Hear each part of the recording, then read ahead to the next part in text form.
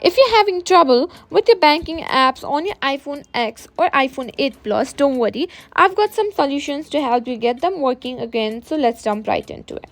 First, make sure your banking apps are up to date. Developers frequently release updates to fix bugs and improve performance.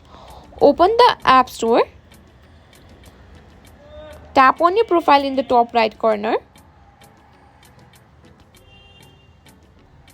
and select Update next to your banking app if an update is available. If not, your app is already updated. Sometimes a simple restart can resolve app issues. Try restarting your iPhone to refresh the system. Press and hold the power button and the volume down button or the power button on the iPhone 8 Plus.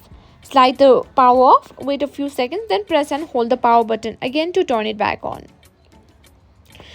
Ensure your iPhone is running the latest version of iOS, as updates often include fixes for compatibility issue.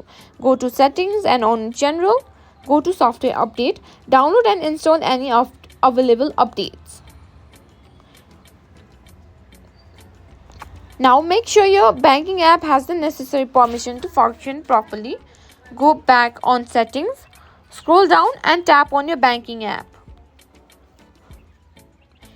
Now ensure that the relevant permissions like location, camera, etc. are enabled. If the app is still not working, try deleting and reinstalling it again. This can fix issues related to corrupted app. And that's it. I hope these tips help you get your banking apps working again on your iPhone X or iPhone 8.